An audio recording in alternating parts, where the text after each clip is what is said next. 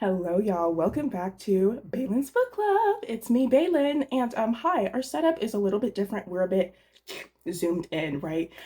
So like, long story short, y'all, my camera on my computer is like shot, and because I cannot use the camera on my computer, I cannot hook up my microphone to the computer to record. So I had to like figure out a way around that. We are recording on a phone right now. I will make it look much cuter in the next video, child, but I need to get this one out. Okay, so what are we drinking today?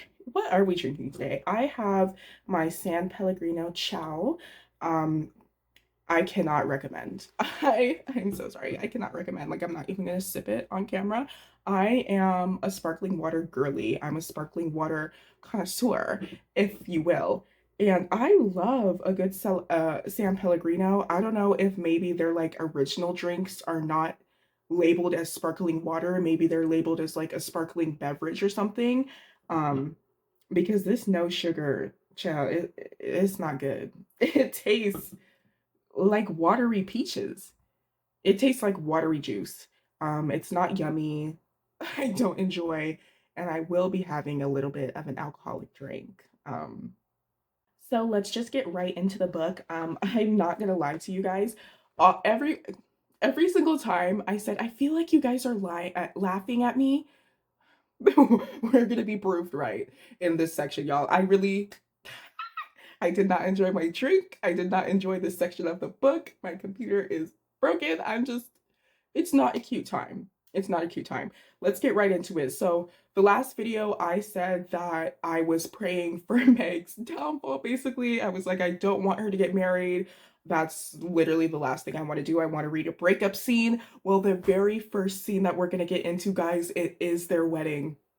Yes, yes, it is Meg and John Lawrence's wedding, which I just really cannot get behind. Um, but in all fairness, Brooke did wait 3 years. He waited the 3 years. I still don't like it though. Sorry, I have to like come forward to stop the video. So if you see me like reaching, don't be afraid. It's me stopping the video. So, we're starting off the relationship, and this is exactly what everyone knew would happen with Meg. Not starting off the relationship, starting off the marriage. Meg is unhappy because she's poor. It's like right off the bat, it's like, oh wow, like I'm actually like really for real poor. So she's over here wishing that she could have, a beautiful wedding like her rich French aristocrat friends. John, he gets injured in the war, and so he has to come back and get like a regular job for him and Meg to, keep the house. And, Meg is just wishing that she had more, and really keep that in mind that quite literally immediately immediately that is something that is a problem in the relationship, and baby girl, we gonna have to deal with it the entire time. Like, can you tell I'm annoyed?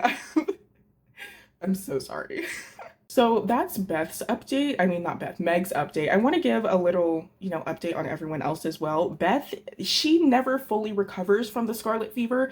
If you do a little bit more research on scarlet fever, like I did for the last video, it actually has quite a few long-lasting effects that we can only assume Beth is experiencing right now. So though she is, up talking alive, it's quite obvious, she has kind of a gaunt look on her face, maybe her eyes pop out a bit more. Her energy level is really never where it used to be, and she's just not a regular, 13, 14-year-old girl, but she is still alive. So we we have to thank Miss Alcott for sparing her.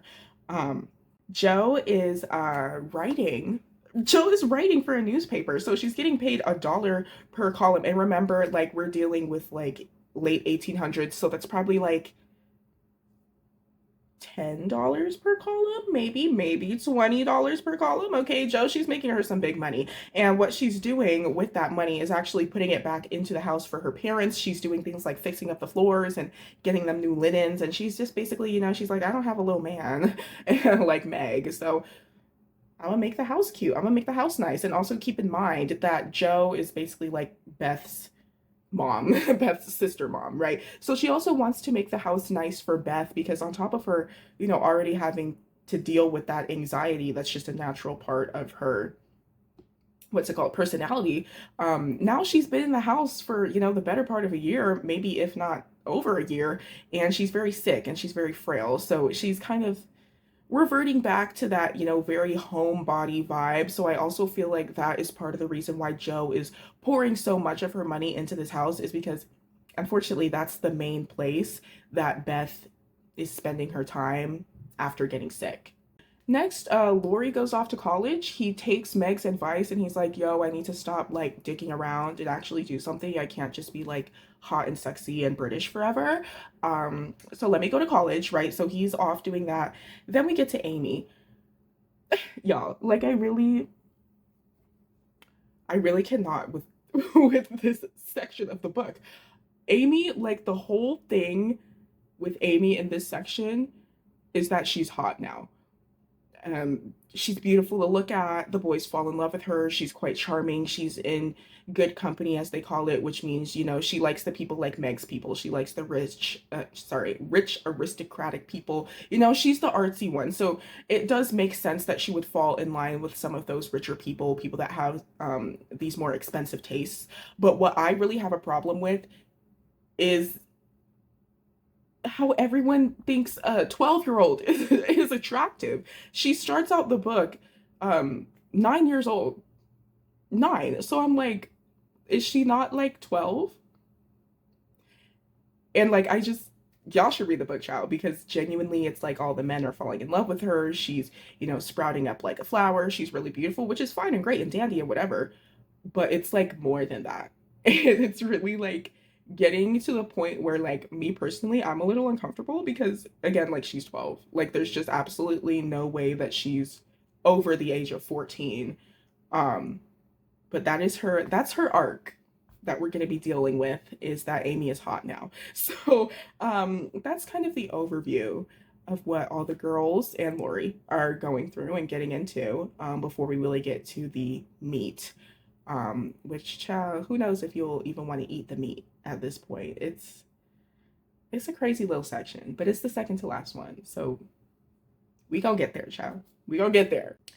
In giving you guys those updates, I did get a little sidetracked. The first scene that we need to get into is the wedding, babe. Is the wedding. So at the wedding, I think there's just a couple major things that we need to get into. One is that it's a dry wedding.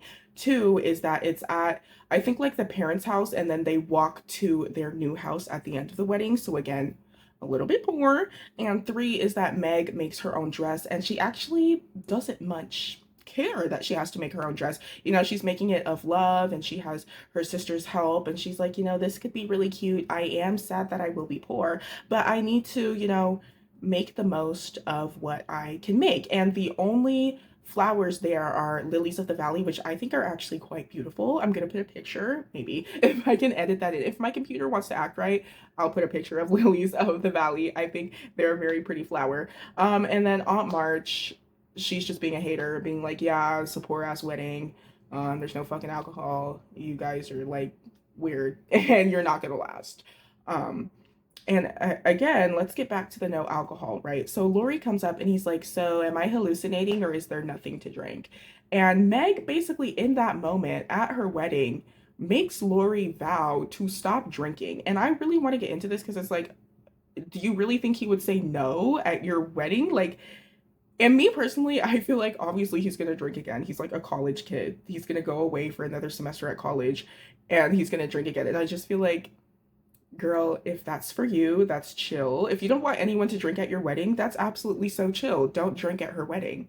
Actually, let's get into that real life stuff. If someone says no drinks or no kids or no white at the wedding, like don't do it. Or don't try and force your kid in. Don't try and like sneak a shot in. Like whatever, I'm chill with that. But then to be like, "Oh, I just think you shouldn't drink at all." Okay, girl. You're controlling John's life, not Lori's. Let's take a chill. However, Lori agrees. He's like, you know what? I will stop drinking. And March, you know, Aunt March, she leaves the wedding on a note that I think I can really agree with. And she says, you know, Meg, I really hope you're happy, but I do think you'll be sorry for it. I think you're making the wrong decision getting married to this man. And again, right off the bat, she is already having misgivings about being kind of poor.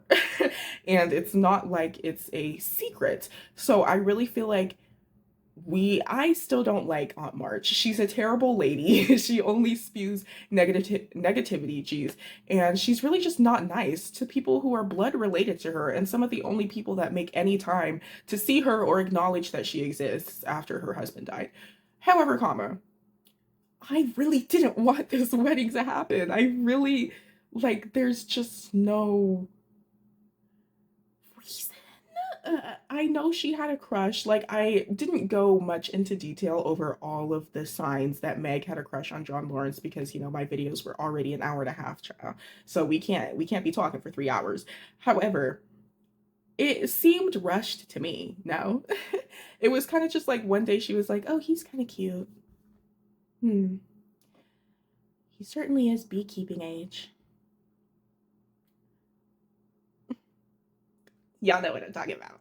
But, Meg is happy, and, from now on, she's living her married life because now she's married. So now we've got to get on to the other girls. At this point, I really do feel like Meg, Joe, and Lori have really been our main characters, but now Meg is kind of falling away. So now we get to look at what the other girls are kind of getting into. So we're actually going into my least favorite one, Amy. Yes! Let's see what Amy is getting into. So, as we know, Amy is very artsy. She wants to go to Rome to be a famous artist, right? So she's going to school. She's great at all mediums of art, and that's what she's going to school for. So naturally, she's met a lot of peers that are into art and into those kinds of zhizhy things. And she comes up to Marmee and she's like, "Hey girl, I want to have a little get together of like 6 to 8 girls. I want to bring them to the house, throw them a little luncheon, and then we're gonna go walk around outside and then the like prairie and go up the river and draw stuff, basically." And her mom is like, "Hey, we're like still poor." And Amy is like, "Oh, don't worry, babe. I will pay for everything. I have the money." And me, I'm sitting here like, "Amy, when did you get a job?" Her mom is sitting there, and obviously, again, Marmee is kind of like this all knowing being, right? She knows her girls. And in the book, it quite literally says that her mom knows it'll be a lesson to her daughter. And that's actually why she agrees, because she knows that Amy has got her expenses a little bit wrong. It's like, girl, you might be planning for these things, but I promise you it's gonna be more expensive than you think, especially with all those little rich kids that you want to entertain. And two, it's just like, the kind of people, again, that you're trying to entertain, it's just not going to end well with the resources that we have. But she says, "You know what? You are really dead set on it. And just because I know it's going to fail doesn't necessarily mean that you shouldn't do it." So she's like, "You know what, girl? If you have the money, throw yourself a little luncheon. Like, why do I care?" And of course, she goes to ask her sisters for help with like the food and everything like that. But Meg is wrapped up being a married girl. And so she basically has to force Joe into it. And Joe is like, "Girl, fine. Like, you're my..." Well, actually, no, that's not her daughter sister. That's Beth. I mean, at this point, Joe is really the only sister mom that's like available at the house. So she kind of just has to say yes. So as she's getting ready for everything, as Marmee predicted, things are costing more than they expected. And honestly, her sisters are not much help on top of that because, like I said, Joe is off writing her articles and Meg is off playing house with her man. And Beth is, we need to leave her alone. She's like very fragile right now. So Amy is kind of just like, "Damn, I have to do this all myself." But she's like, "You know what? I am willing to do that all myself." So one of the things Meg does is helps make a chicken, right? And so Amy's like, "Okay, cool. Meg's got my chicken. I'll go cook other things." Well, Meg calls her up and she's like, "Girl, I'm really sorry, but the cats ate your chicken." I read that and I was like, "Where did these cats come from? Who's letting the cats out on the counter to eat Amy's chicken?" I have not heard not a nair thing about cats. I mean, literally once in like the very first section of the book, it said that Joe had some fucking cats in the attic. Like, Oh my gosh, she's just like going about her thing. And then I read that the cats ate her chicken. I'm like, oh my gosh, Amy, like I actually feel bad and I don't even like you.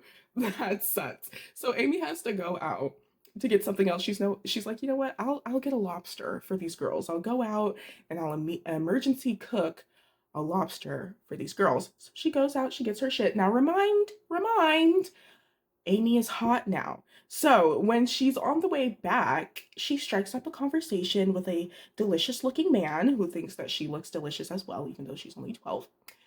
And she forgets her lobster. She forgets her lobster. She comes back into the house. She's like, oh shit, I was talking to that guy and I left my lobster on the train, bus, whatever. So, no main course. No main course for the rich socialites coming to the artist luncheon. Great start. Well, it doesn't matter too much actually, because out of the 6 to 8 girls that Amy invited, quite literally only one came. Now, she didn't throw a fit about this at first. She acted very nice and very, hospitable to this one girl. And she acted as if, I'm just going with the flow. I'm going to cater to this one girl. We're going to have a great time. She did all of the activities that she planned out, and they ate the food that, was there, and they had a great time. And Joe comes up to her and she's like, oh, well, only one person came, but did you guys have fun? And Amy's just like, actually, no, it was a disaster. My sister's fuck ass cats ate my chicken. I forgot my lobster. I'm like so embarrassed because I did all this shit for 6 to 8 people. I spent all the money needed for 6 to 8 people. This one girl came. What if she goes and she talks trash about me and she's like, this fucking loser. I thought you girls were coming. Why'd you leave me? And she's just like, I'm really embarrassed and I wish I never did it. And of course, Lori somehow hears about this, probably from Joe, maybe from Amy, maybe from one of her little boyfriends that she was talking to. And Lori buys her like a little lobster stopwatch as like a little inside joke of being like, oh, remember the lobster? Because Lori just always has to butt in. So, Marmee knew lessons were going to be learned, which is okay. That's fine. And, at the end of the day, Amy still had fun with her one little friend, and it could have gone much worse. So the next girl that we're going to dive into, obviously, is Joe. I love me some Joe. Let's get into it. Ah! Okay. So she is going to lectures for writing. She's attending classes. Remember, like, girls aren't really going to college at this point in time. So when she wants to learn things, she has to attend like these public lectures, these public classes that are kind of open to anyone that is willing to pursue their interest in these things. So I know I was wondering that for myself. I was like, why is Joe not going to college? Oh, because she can't. Because she literally can't. So keep that in mind. So she's going to these lectures and she meets this boy. And he's reading a newspaper and she's like staring at the back of his newspaper and he's like, yo, do you want to share? Like, what? And she's like, yes. He's gooning over the short story that he's reading in the newspaper. He's being like, wow, this author, she's really great. She gets her money, she stacks her bread, she's on like every column. I love her shit. And Joe is like, are you serious? This is like children's literature. Like, this is really not highbrow writing at all. And the guy's like, well, she makes money. So you can judge her all you want. You can lift your nose at her all you want. She be making her money, child. And Joe sees in the newspaper as well that there is $100 prize to put a story in the column. And she's like, you know what? If this little girl can put out this bullshit and have these people that are coming to this class, they say that they like writing, they say that they like literature, they're a little bit smart at least. If these people are, creaming over her stuff, well, then let me go and put my work in for this little $100 and see what I can do. So she waits 6 weeks and she honestly loses any hope that she's going to be contacted. She's like, damn, like maybe she does have some talent that I should like look into and like see about that. But no, she gets that $100 in the mail. And obviously she tells her family about it. Remember, again, her father is home. Well, she shows the story to her father and he's like, Joe, you can do better. Like, why are you lowering your standards just to get some money in a newspaper? And I understand what he's saying. I do. But at the same time, it's like, now you know damn well, sir, that it's like 1896 and your girl can't go to college or get a job that has nothing to do with children. Like, can you let a girl dream? Can you let a girl live? Sure, maybe she can write better, but it's just like, would you rather her be poor, writing poems on the street, being like, "Yep, that's my daughter, Jo. She stayed true to herself." Like, think about the time and place, bro. You should be happy that she is even in a position where she's making money, even though she's still in your house and like unwed, unmarried. No one is courting her. Like, she's not relying on any kind of man, and she still made $100 just for writing some. You should say that you're proud of her. And here's the thing, like, this is why I will always be a Marmee stan. I'm a Marmee stan, okay?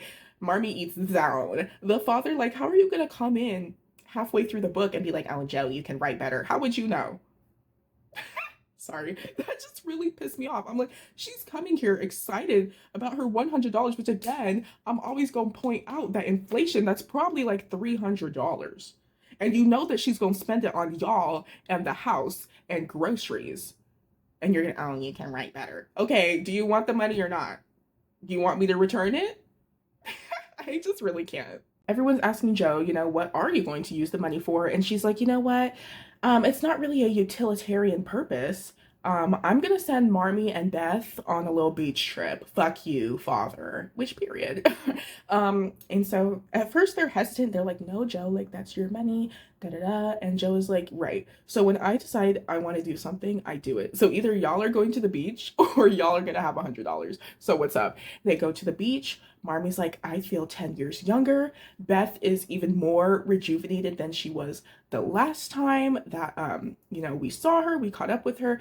The wind, the sea salt air really put some color in her cheeks. She even gained a little bit of weight on her getaway. And so obviously Jo is extremely happy. And I feel like Marmee is at that point where like her children are grown enough to like start pampering her. Like, I know, I'm 23, okay, and I'm just now getting to the point where I'm like, I can buy my parents, a kind of nice present that's like, "Oh, okay, like I see you got a job, you pay rent, you're doing your shit." It's really like I really feel that energy of like, yes, I got my first, second, third, whatever big paycheck. I want to send my mom on a trip. And I just think that's really cute. And especially with the younger sibling, like I love just telling my brother, like, "Hey, I just got paid. We're gonna go out and do something today. You have to come with me." And you're not gonna complain because it's my money. And it's just like you just want to pamper the people around you once you get to that age. And I really feel like we're seeing that change happening. And I think it's like really slay because I'm going through it too. So, because of her, recent dollar columns in the newspaper and her winning this prize, Jo was like, "You know what? This book, the same book that she was working on that she wanted to finish when her father came back from the war, the one that Amy threw in the fucking fire, that one." She's like, "It's finally finished. I have the manuscript. I can't fuss over it anymore. Like, me fussing over it is going to make it worse or it's going to make it better. I don't know. I haven't had any criticism on it. No one has looked at this book. No one has read through these pages with an eye of objectiveness. It's only been me and like my family who's not going to be like, 'Oh, this is the worst piece of trash I've ever written,' because obviously they think that Jo is somewhat of a writing genius, and I believe that she is too, but obviously that means that they are biased towards her work, right?" So she's like, "I want to publish this book and I want to get just any kind of real criticism from the public." And I really admire that about Jo. It's like you can get so caught up in your head. I mean, I even think about my YouTube channel when I think about Jo starting her, authorship journey, shall we call it. It's like you want to fuss over the little things. You want to rewatch your practice videos for every little thing that you're doing wrong. But it's like after a while, you get so caught up into your own bubble. It's just like, what am I even fixing anymore? What is the goal? What is the goal? To have someone else look at it from the outside or to even put it out there just for public scrutiny, like putting out that first video. Oh my God. So I can't imagine like, Jo finally putting out her book that she's been working on since she was a preteen. I am very excited for her, right? So she puts out her book, and the feedback that she gets is actually pretty 50-50. Um, So her family is a little bit upset because she had to cut out parts of her book and she had to tell them like, hey, dude, like that's just part of the editing process. There are people who have like page limits, you know, there's printing limits for how much things cost and everything. And there are some people who don't want to get into this fluff and some people who don't want some of that stuff. We're all gonna have to learn that my shit is gonna be edited, right? But at the end of the day, her family is like, well, I don't think you should have cut out part of your book for money. I'm like, do y'all know how this works? Stop talking. I'm sorry, like if it's something that you've been writing for like 5 years straight, yeah, there's gonna be quite a bit that they're gonna have to cut away. Like that's just what happens. It doesn't mean that she's like being attacked. I don't know. I just feel like support is good, but criticism is also good. And that's what, you know, Joe is seeking out. So again, the public, half of them are like, this is bullshit. You know, she had to take out all the moral stuff and there's no point. There's no, what is it called, lesson to be learned. But then there are other people who are like, this sensationalist literature. And that's the thing that Joe really has to find herself balancing is she really wants to write about, you know, her morals and not necessarily write about religion, but write in the way that Marmee talks to the girls is really what I can, you know, compare it to. Is Marmee is very preachy, but not in a bad way, at least not to me. She's very preachy. Everything has a lesson, everything is a cause and effect, and she really likes to talk to the girls and explain, you know, how the world works and how they work and how people work. And a lot of that has translated into her work. And the publishers were like, I don't want all that shit in my book. So you're gonna have to cut that away, girl. And she did because she was like, I want to be published. But now she has people being like, well, there's no moral to the story. But then there's also people who are like, I love this book. I love just reading and having fun. I don't want to be preached at. So that's what she's dealing with. And I think it was good for her to receive that feedback because even though I do like Marmee, all of her girls are raised like her. And even though they have their own personalities, they're all exactly the same in that kind of preachy, I need to tell you about yourself way. So again, I think Joe did the right thing and she wanted to get feedback and that's what she got. Oh, and guess what? For publishing her book, she got $300. 300. Okay? That's like $1,000. So baby, take all the criticism, okay? Because you got your money. Brr. And now we're going to circle around back to Meg. And you might be like, well, what about Beth? Don't you worry, we're going to get to her. But right now, we are talking about Meg. And this is really the first instance in which we have a domestic dispute in the home. And of course, Miss Louisa May Alcott is giving us all the tea. So we're going to get into that. So basically, Meg is really getting into making jam. She's really getting into making jam and girl, like I can relate. Like I can't get them right now, but I have 4 pink mason jars. I bought these, like, you know, those glass bottles that are for like fermentation and stuff like that. Like I made like a ginger bug. I was really into that. I was pickling things. I want to make jams. They kind of scare me because of mold and sugar, but it's like, girl, I get it. Like you wake up at 3 in the morning one day, you're like 22 and you're like, I just need to start canning. So she gets really into making jam. And on top of this, her and her man have an agreement. And, you know, when you're young and in love, you make agreements like this that you don't necessarily know are not good ideas. So she tells him, hey, if you have a friend and you want to bring him over after work for like drinks and stuff, well, you know, I'm always in the kitchen. I'm always gonna have dinner ready. Just bring him over. Just bring over your friends whenever you want. Just open invite. Yeah, whatever. It's like so slay. So one day, she's making her jams and it's really just not going well. The fruit's not turning out right. Stuff is burnt. There's nasty shit all over the kitchen. It's an absolute mess, which is obviously unlike Meg. She's very tidy, she's very put together, and she's just hella stressed out. She hasn't even started on dinner.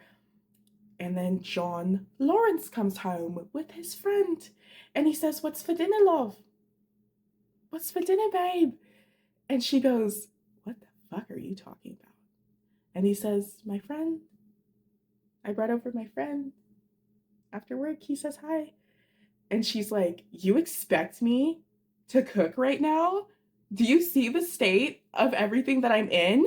I'm at my last fucking wit's end because of this fucking jam. Everything's going badly. I haven't even cleaned the fucking kitchen. I haven't even cleaned my fucking self. And you want to bring over your fucking man and tell me to cook for two grown men when you see me in this shit. And he says, can we worry about the jam later since it's already ruined? Because, like, I'm hungry. Now, John, I was on your side. I was actually on his side because at the end of the day, that's the agreement you made. And if it's something that's not working, okay, talk about it. But you can't be mad that he didn't know you were in the kitchen fucking up jam all day.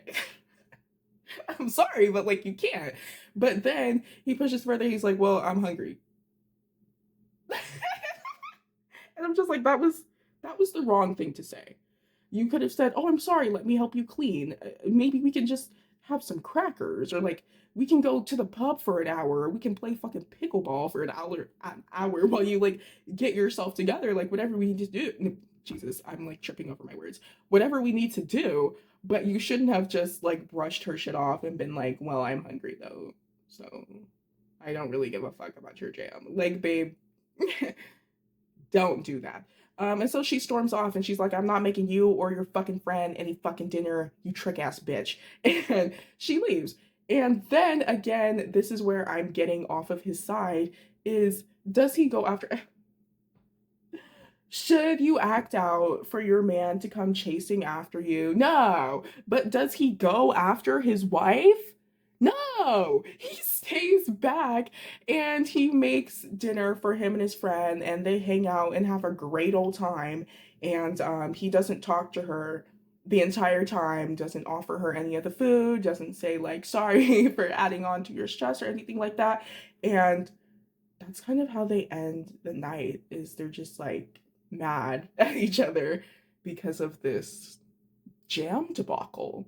Towards the end of the night, Meg is, thinking to herself, I really wish I could confide in my sisters and my mom right now because, this is one instance that we've seen. We can imply that there have been little quarrels along the way because she says to herself, no one should know that John can be cruel. No one should know that. And I just want to pause real quick for any of my 20 somethings in any kind of relationship. Honestly, anyone in any kind of relationship, but especially my like 19 to like 25-year olds. Listen up, child.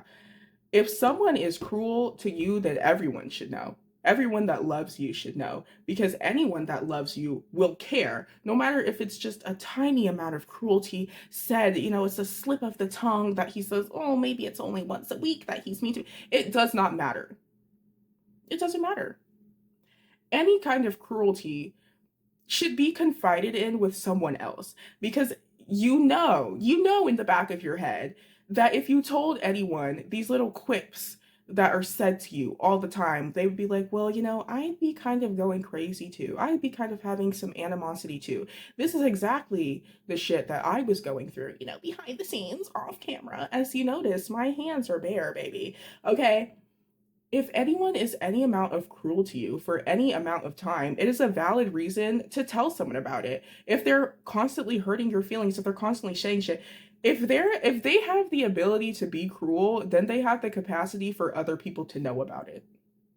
And I feel like this is a trap that especially as young women, we get caught into because we're always called dramatic and overly emotional, overreacting to everything. It's like, well, is he really being cruel? Or am I just overreacting? Well, he can't be cruel all the time. Like, that would just be crazy. So maybe it's just me. No. And this is why I didn't want her ass to get married to this older man. Meg is planning on actually going up to John and apologizing for being silly and immature, basically. But she can't get any of the words out. So she goes up to him and kisses him on the forehead. And that's basically the extent of emotionally what she feels she can do in the moment. And he turns around and he's like, I'm actually so sorry for being so cruel. I'm so sorry I made a joke of your jam. I will tell you anytime I have a friend over, even if it's just something casual, I will let you know. Anytime I'm having a friend over, and then you can tell me whether it's a good time or not, that's something that maybe wasn't the best decision to come to. Not every relationship can be so flowy and blah, you know, especially when you're sharing a house and you're sharing these responsibilities. There needs to be some structure. So he tells her, I will let you know. And she tells him, I'm like so sorry about the jam. Then we get into another, yes, another domestic dispute. And this one, baby girl Meg, I am not on your side, honey. Ooh, child, I'm not on her side. So, Meg obviously is not working at this point. John is the one that's bringing in the bacon, okay, as is, you know, usually for this time. However, comma, Meg is able to go into basically their joint money box and get things like groceries and get anything that she may need for the house, as long as she keeps a record of it so John knows how much she's spending and, you know, for budgeting type deals. But she basically has free reign over that money. So she's out shopping with her friend, one of the Moffats, which is already a bad idea. Already a bad idea. She's out shopping with her and she's like, oh, Meg, you must buy this dress. I don't know why I'm using a British accent. I don't know how to do a French accent. I feel like if I tried, it would be extremely offensive. So, I'm not going to do that. But, yeah, she's like, girl, like this dress would look so beautiful on you. Imagine the events you could go to. Imagine the razzle dazzle. And Meg is like, you know, I didn't get a designer like wedding dress. I'm really itchy to spend money. My husband's been pissing me off. Like there are little things that I haven't addressed, you know, just little annoyances that you get when you're in any kind of relationship, especially a marriage where you live together. And again, she is young. She is 18. So just keep that in mind with her decision making. I'm not saying it really excuses anything because she has enough sense to not be making these decisions. But also keep in mind, even if you have enough sense, it doesn't overcompensate. It doesn't overcome the fact that you are 18.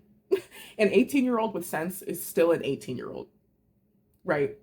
So she's like, I want the dress. So she goes and she's like, you know what? I have reign over John's money and he can deal with a little hit that's a bit more expensive than before. So she buys the dress and she gets home and she immediately feels guilty when she has to write it in basically their checkbook. I'm going to call it a checkbook. When she has to write it in the checkbook, she's like, John's actually going to notice that $50 is missing.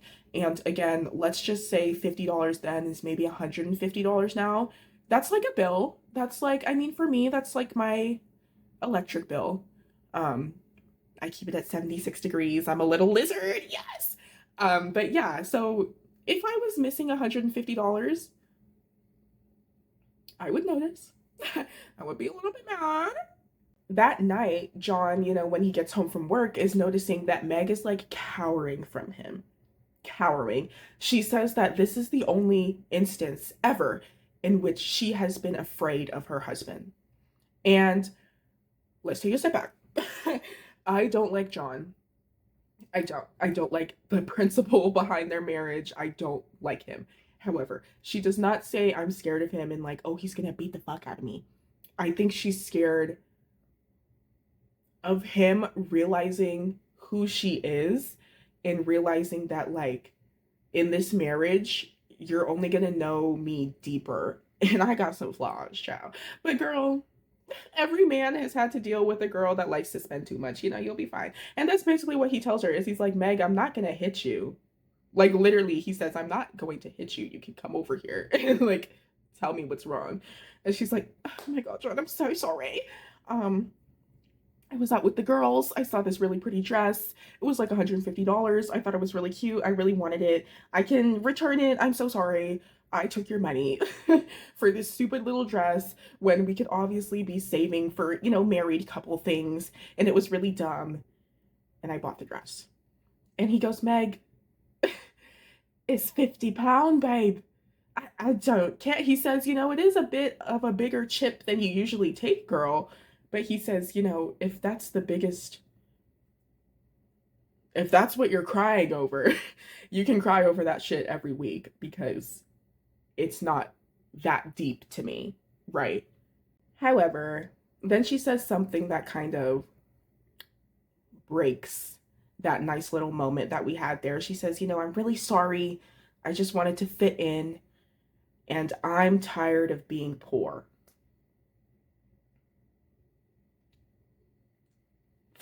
He says, "Oh, I kind of just forgave you for spending my money. So why would you say that to me?" He says, "I try my best." And the book says that his lip starts quivering as if he's going to cry. And oh my gosh, I almost cried. Like what? Like what? Don't cry, sir. She's wrong in this situation. She's wrong. And you forgave her for taking that money for shit that she didn't need in the first place to buy a fucking dress to somewhere that she's, probably not even gonna go because she's a fucking homemaker now and she's trying to cosplay as her mom. And you forgave her. And then she said, "I'm tired of being poor." Like, you're not the one working. You can cry, sir. I mean, don't cry, but you're allowed to cry. Like, that would hurt my feelings too. So, yes, he says, "I try my best, Meg, and I'm really sorry that you married a poor person and now you're surprised that you're fucking poor." Like, what? Meg then, again, apologizes and he says, "It's okay." But, the words kind of linger there. And, sometimes when you're in long term relationships, sometimes you say things that are just not going to be forgotten. And it's not as if you were, trying to hurt the other person, but sometimes things are said. And, sometimes there are things that you said that are way worse. But sometimes there are just those sentences that hit a nerve. And I just feel like this was one of those sentences that really hit John in a nerve, and he won't be able to forget that Meg said that to him after spending his fucking money. Well, the problems keep coming, keep coming. So, the next day, John is looking pretty melancholy, and he's like, "Yeah, because you bought that dress, I needed a coat for the winter, and now I cannot get a coat." That's something I needed. And he says, "So Meg, I'm not mad at you for the dress, but we gotta lock in because we are poor. You are poor. You are poor. And poor people need coats more than they need dresses, right?" So she's feeling really bad about that. She's feeling really sad that her man had to go to work cold with no coat. So she calls up Miss Moffat. She's like, "Yo, girl, please give me a loan for the dress. I will pay you back later, but I need that money back so that I can go buy my man a coat." And she's like, "Girl, a little $50 ain't nothing to me. Here, have it." And she's like, "Girl, whatever." And then she goes into town to buy John the coat. John comes home from work. She's wearing the coat. She's like, "Oh, John, take it off me." And then they fuck, right? And then they fuck, right? Next scene. Next scene. Twins. Two kids.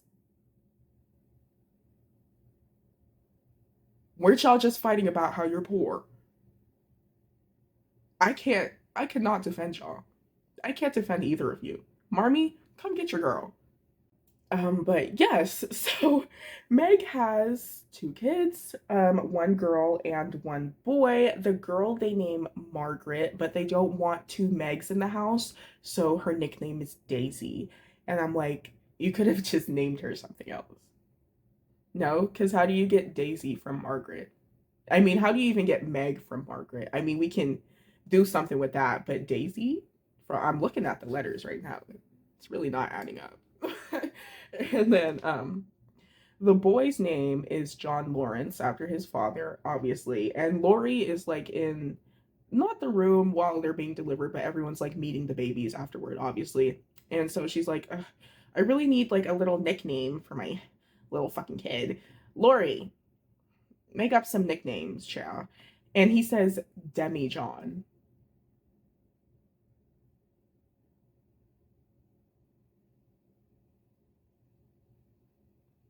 Demi John?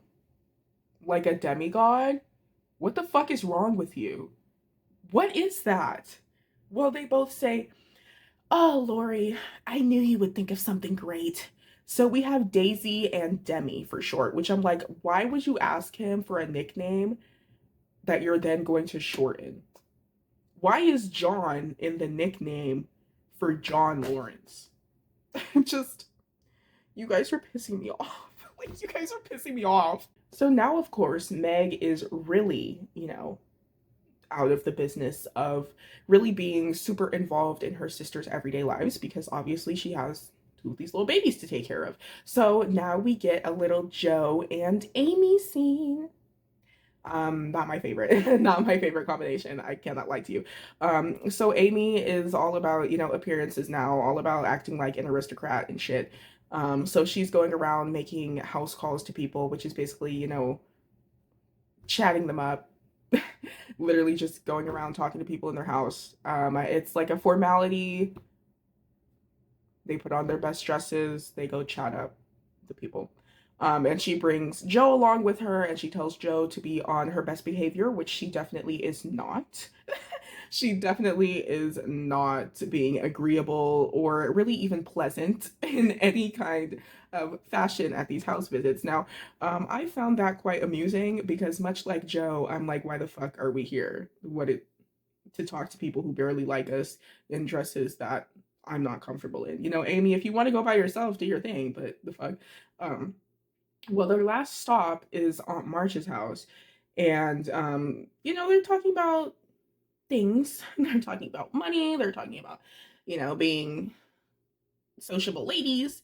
And Joe says something along the lines of, I would never accept handouts from people. I'd prefer to do things myself. I'm fairly independent like that. And I really think a lot of this, relying on people and relying on men and being in debt to people is just, I'm really not here for it. And I really don't care for it. And Amy looks at her like, we're in this lady's house right now, drinking her fucking tea and eating her fucking food. Like, can you stop? Can you stop? Can you stop preaching about your feminist bullshit for 2 seconds, Joe? I'm really just trying to get these people to like me. Well, this is the only instance probably ever in the book where I will agree with Amy because Joe doesn't realize that because of her very standoffish behavior, she just talked herself out of a trip. Mm-hmm. So Aunt March and one of their other aunts were talking together and being like, yo, the last two girls in the house, Beth is not going anywhere. So Beth is just not going anywhere. She's staying in that house, right? So they're like the last two girls in the house, they need to get out, they need to broaden their minds, they need to go, do little internships, apprenticeships, they need to get out the house. We're willing to sponsor those apprenticeships. And they were willing to send both Amy and Joe on a trip to Rome, but Joe talked herself out of it at Aunt March's house. And now she's not going, but Amy is. The next day, obviously, Joe is talking to her mom and being like, yo, what the fuck is this? Like, I'm older than her. I deserve it more. I've got my career going on for me right now. I'm at the brink of fucking greatness. Of course, I want to go abroad to Rome and get inspiration for writing. And Marmee says, well, baby girl, you need to be nicer to people that are willing to give you money. Like, do you know why Amy goes around and acts all prissy and proper at these people's houses? Well, because now she's on a trip to Rome and you're not. And Marmee basically, sits her down with the hard truth and is like, there are things that people do not necessarily because they enjoy them or because they're completely moral or right, but because they're going to get somewhere because of it. And you can't just sit there and play in people's faces and play in people's houses and then be surprised that don't nobody want to take you to Rome. So no, I'm not sending you to Rome with Amy, and I'm not helping you get there, and you'll have to figure something else out. Damn. Amy is obviously super excited. She's like, I might find my career in Rome. That's, her plan A is to find her career as an artist in Rome. Hi, my foot is cramping so bad. Hi, hello. And, Joe is being kind of cynical because she's being all poopy because she missed out. She's like, well, what if you don't find a job? What if it doesn't work out? Amy's like, well, then I'll come back here and I'll teach art and it'll be really slay. It'll be really fun. And Amy says, don't worry, Joe. Stop being such a bitch. After 2 years, I'll send for you to come to Rome with me. And it's like, I feel like Amy really thought that was her being nice. I'm sure in Amy's brain it was her being nice, but it's just kind of like, it's like someone being like, yeah, I won the lottery.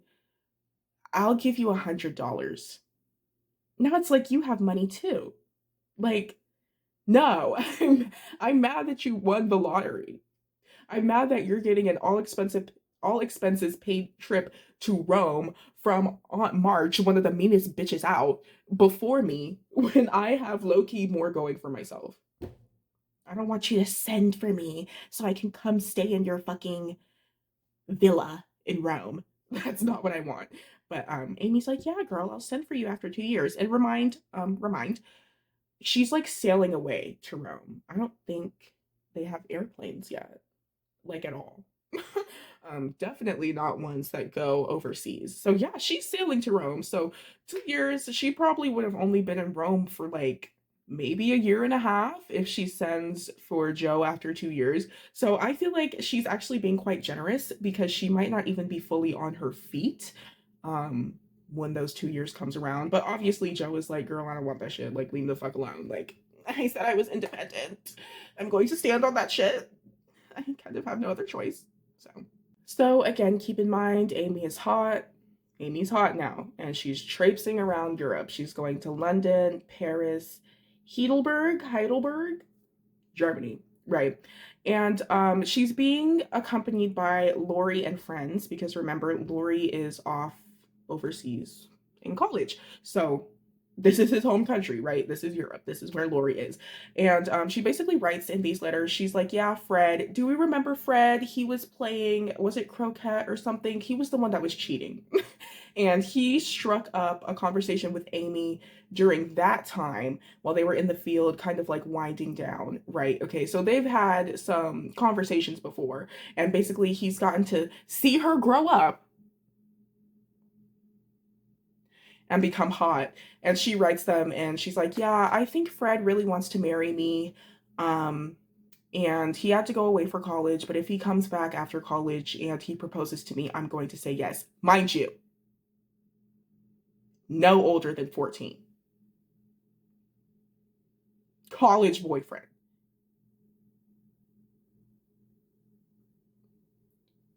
I just before this next section, I don't usually do this like ever at all. So anyone who knows Little Women, I feel like you know what section I'm about to get into, and I'm mad as fuck. Okay, I'm mad as fuck. Anyone who doesn't know Little Women, child, take a hit with me. I'm not gonna put it on camera. Should I even take? Let's cut the cameras, and I'll come back. Might have taken more than one. All right, let's get into it, child. So Marmee basically tells Joe, hey, I'm kind of worried about Beth. Something is wrong with her, but she's not telling me anything. But like, I have the motherly instinct, like, I know something is wrong with my daughter. But I do understand that, like, you guys are sisters. You're like her, if you're like halfway to her mom, she's like, Joe, please, can you go talk to Beth? I want to know what's going on. And there's a couple places that I want to stop here with this interaction. Um, Joe says, I'm your man. And especially since Joe is very obviously, sorry, I'm like collecting my thoughts. She's very obviously painted to be a feminist in this book. I mean, that's like probably the main takeaway that you can get from reading any summary online about Joe, any character analysis. They're going to say, well, Joe is a feminist for her time, and honestly, even now, in many ways, she still has some radical views because people are crazy. Um, and her saying, I'm your man, I just really feel like it symbolizes that she's growing into herself at this point, and she knows exactly what she is. She's not trying to grow up and grow into her sister, as maybe Lori was suggesting that she did at the wedding by growing out her hair. She's like, I'm your man. I'm Joe. I'm your man. I can write a paper. I can make the money to fix up your house. I can go, buy your groceries and fuck up your food. I can take care of you when you're sick. I can do any chore that you want me to do. Well, I'm at least going to try. I'm your man. I'm Joe.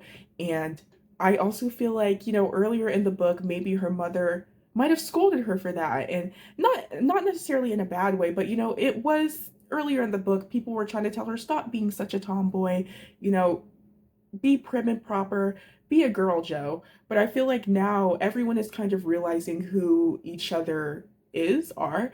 And I just think, again, I just really like I'm your man. I know what you're trying to say. I see what she's trying to say. I see the character development, and I just really like that sentence from her. And period. So obviously, Joe goes to investigate what's wrong with Beth, and the conclusion that she comes to is that Beth is in love. Um, and she's just kind of a socially awkward girl who doesn't know how to deal with it, and certainly is not going to tell her mother. Um, the only problem is the person that Joe thinks she's in love with is Lori.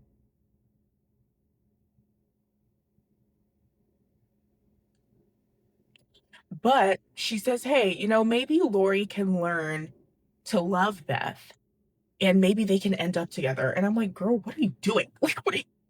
I need to get inside your brain because, like, girl, I feel like you and I, like, 90% are on the same page. But when it comes to Lori, babe, I don't know what the fuck you're doing and what you're thinking. And also, like, how old is Beth? I think she started out the book 13. So she's probably like 16 around this point. So, not too young for Lori, I wouldn't say, especially with the things that are going on with fucking Amy thinking that she's gonna marry one of his friends. So I don't think 13 and I mean, no, pause. 16. Like 16 and like 18, 19. That's not the most scandalous thing that we're dealing with here. Um, Unfortunately. But you're weird. Um, and if Beth is for real in love with Lori, she's weird too. Why are y'all doing this weird fuck circle? Sorry. No one is fucking. No one is fucking. But really, it's reminding me of like those friend groups in like middle and high school where they would all just like break up with and date each other. I'm like, why is it 3v1? Stop. Leave him alone. Anyways, um, but yeah, that's what she finds out. She's like, oh yeah, Beth just has a little crush on Lori. She doesn't quite know how to experience it. Obviously, she feels awkward in the house because Marmee treats him like a son. Joe treats him like a side piece brother. And he thinks Meg is hot. He obviously has a major thing for Joe, but he also plays this like brotherly role. I'm just like, y'all are weird and you need to get away from each other. You need to get away from. Also, she almost died last year. I don't think we should be worried about fucking your sister's friend. Truly, honestly. I don't think we should be focused on that. Anyways, she goes to tell her mom to report the news. And she's like, don't tell her, don't let her know. Her mom's like, oh, that's kind of weird. She's like, yeah, whatever. I kind of want to go to New York. And her mom's like, what? And she's like, yeah, I just think Lori's getting too fond of me. And then her mom tunes in. She's like, what do you mean, Joe? And she basically says, I think Lori's in love with me. And her mom is like, and what about you? And Joe honestly really surprised me here. And that's why I don't like this section of the book. Oh my god. I kind of read that and I rage quit and I'm really glad I have this YouTube channel because if I didn't, I would have stopped at the wedding scene. I would have stopped as soon as it because literally like the first section ends. There are two parts to the book. The end of the first part is where the whole engagement scene happens. I hadn't read any of the next part of the book yet when I was talking about that.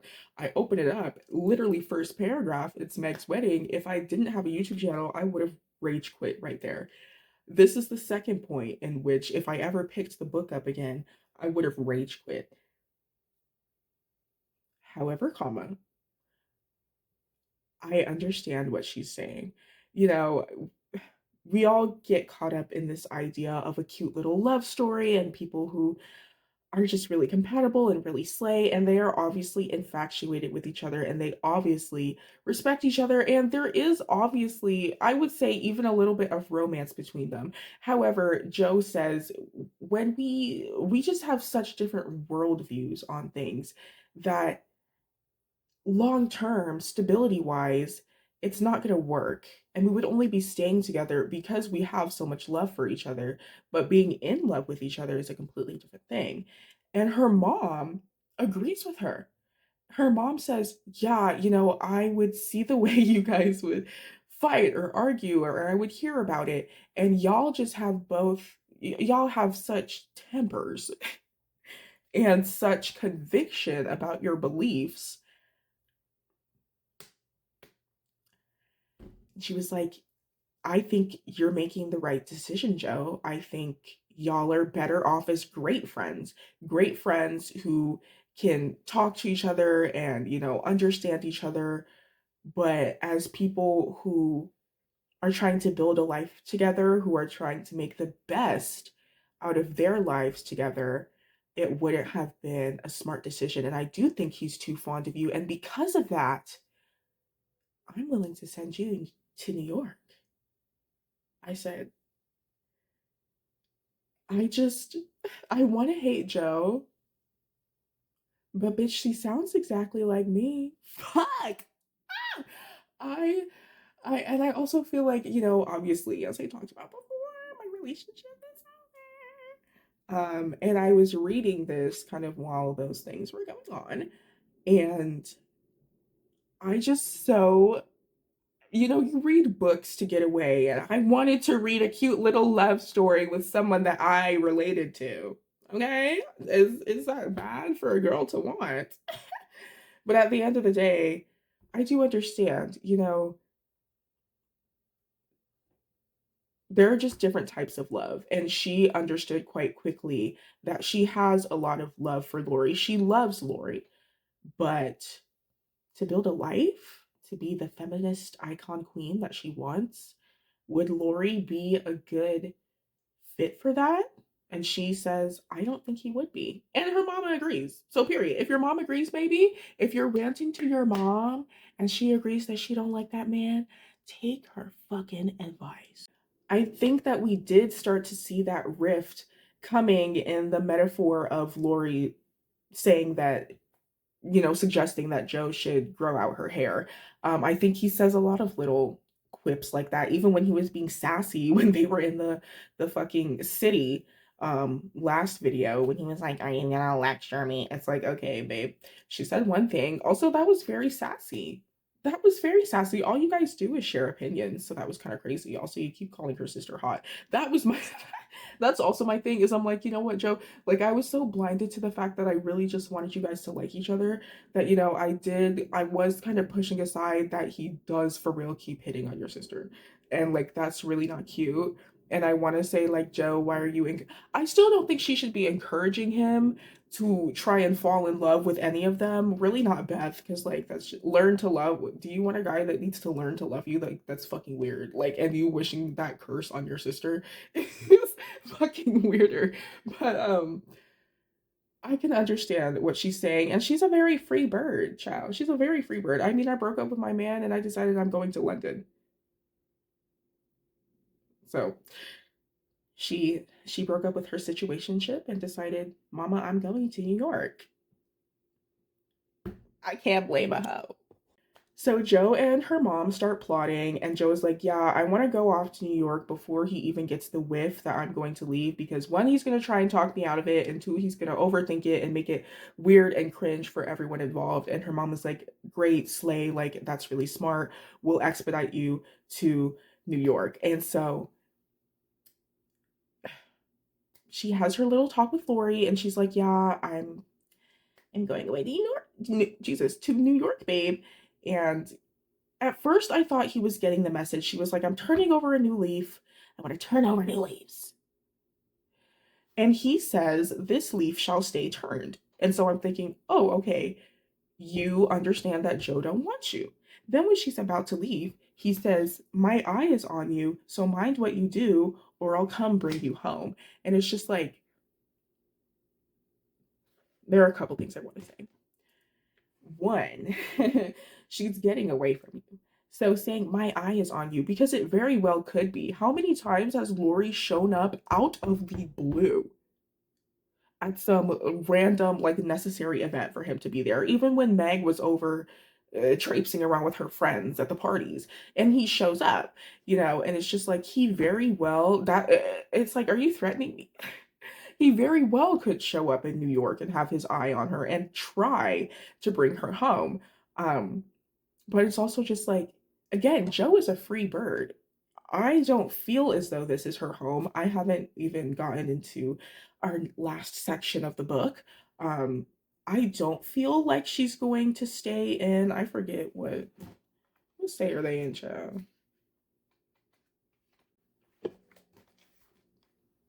Massachusetts.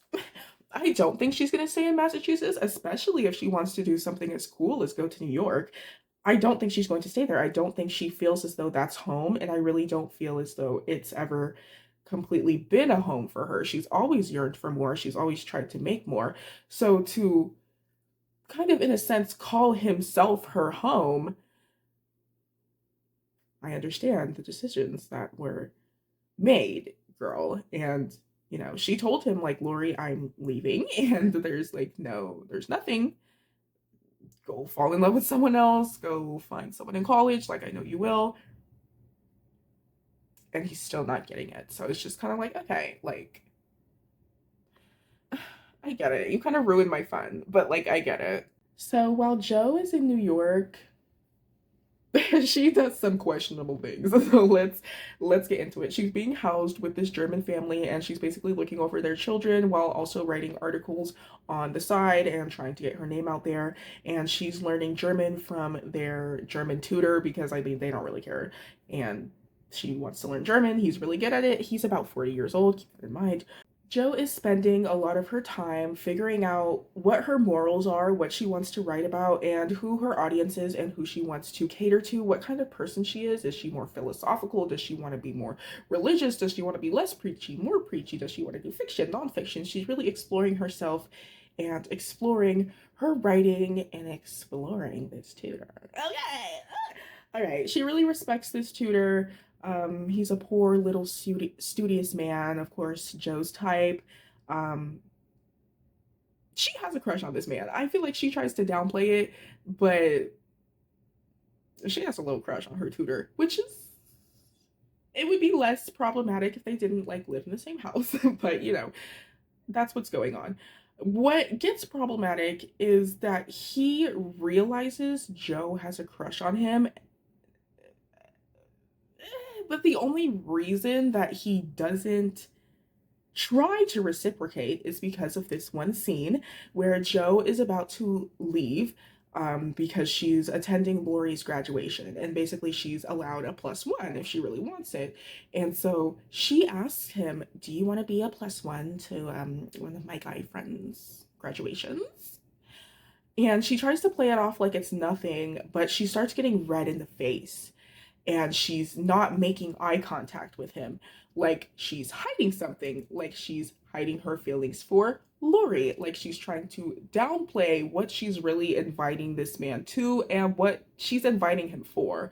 um the only reason, and I really want to stress this, the only reason he declines the invite is because he has a feeling that Jo may have feelings for Lori. He does not decline the invite because he's a 40-year-old man and Jo is like 18, maybe 19 at this point. He declines it because she might have a little crush on one of her boy toys back home. So if you're not getting it, I don't like the tutor. I also feel like she was trying to invite him as a shield, because when she goes home, the whole way, well, I don't think it's home. I forget where he graduated, but it's not in fucking Massachusetts. When she goes to his graduation, while she's on the way, she's really hoping that she doesn't get stuck alone with Lori, because she's afraid that he spent the whole time while she's in New York figuring out how he's going to propose when she comes back. And she really doesn't want that to happen, because one, she doesn't want to have to go through the process of like formally rejecting him, and she doesn't want to hurt his feelings, and she already like told him no and said like I'm getting away from you to go to New York. Um, but yeah, basically they get caught up in a conversation, unfortunately. And he says, I gave up billiards and everything you didn't like. And it's just like, yes, but that doesn't mean, I'm sorry, that doesn't mean that you're entitled to her love, that she's entitled to, like, she's supposed to love you. Also, you fought her on it and like low-key bitched her out for it and said, don't fucking lecture me.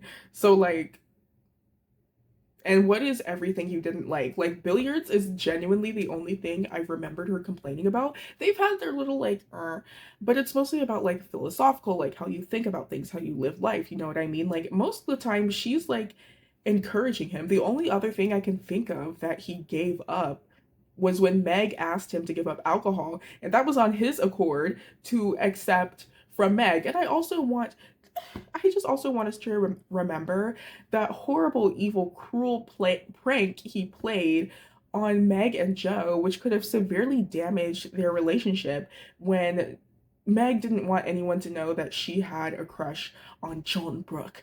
And so it's just like, I get it, Lori. You want to be like perfect for this girl, but at the end of the day, you're not. And she went to New York to get away from you and hopefully give you space to realize that you don't need to be in love with her. And the entire time, you felt like you were entitled to her when she came back. Well, that makes you problematic. And good job, Joe, for sussing it out because I definitely wanted to read a love story. But Joe says to him, I love my liberty too well to be in any hurry to give it up for any mortal man. So basically, she's saying, I want to be free more than I want to be married, babe. I don't want to be cuffed. It is you, but it also isn't you because it's also everyone else. Like, that's not the vibe, babe. And nothing you can say will make me want to marry you or anyone else at this point. Like, I just don't want to. I am off to New York. I'm writing my columns. I'm writing my articles. I don't want to be tied down by some man that thinks he's smarter than me. God, she sounds like me. Fuck. You made the right choice, Joe, but fuck, I don't want to read about myself. Um, so he storms off. He doesn't storm off. They say their goodbyes. He turns his back to her. He makes it very obvious that he's emo right now. Um, he goes home. Gramps knows what's going on because Joe came by and told him, like, hey, Gramps, I kind of rejected your son's marriage proposal. So don't be too hard on him. I'm just next door if you need me. Um, and he says, where is it? Where is it? Joe can't stop me from seeing it. There we go. Joe can't stop me from seeing her. And I'm just like, your grandfather is telling you, hey, I heard what happened between you and Joe. I'm here for you. Like, let's go. He offers to bring him to do business in London. And he's just like, well, Joe can't stop me from seeing her. I'm like, whoa.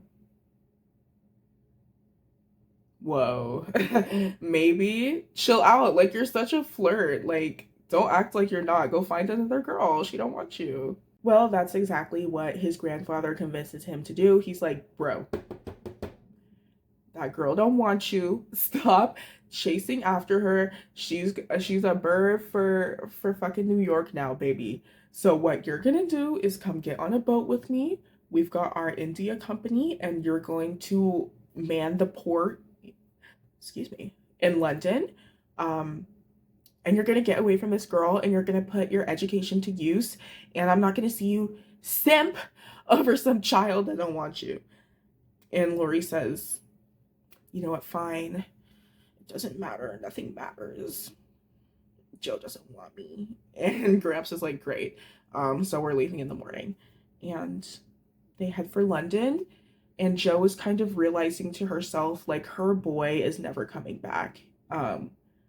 She might have just ruined her friendship, but she doesn't regret regret what she did. She realizes that she changed the dynamic of their relationship forever, but it also needed to be changed if she wanted to make it clear that she loved him but was not in love with him. And she knew that that was going to happen. So that really made me sad. His tantrum made me less sad. Him saying Joe can't stop me from seeing her. I'm sure she can. I'm sure she can. She seems like she can fight. Beth hasn't been getting better. And she pulls Joe to the side and she tells her, hey, I know I'm gonna die. I'm not getting better. My energy's really bad. I can just feel it in my bones every time I go to sleep. I'm not meant to grow up. She literally tells her, she's like, you know, I haven't planned anything because I know I'm not growing up. Like, I know I'm going to die. And Joe is like, what the fuck? What are you talking about? Like, I will nurse you back to health. I nursed you for a year. I will feed you. I will do whatever you need me to do. And she's just like, no, Joe, like, I want you to focus on writing. I want you to focus on, you know, getting your name out there and getting out of here and making your money. I've made peace with the fact that I'm going to die. And there's nothing that you guys can do for me. And I want to just take time, especially given our political climate, as I've said before, to acknowledge that this is the reality for so many disabled people because they don't have support before or after things like this happen, like them getting sick and their energy just never being the same. Or even if they never got sick, a lot of disabled people, unfortunately, a lot of disabled children just at some point have to realize,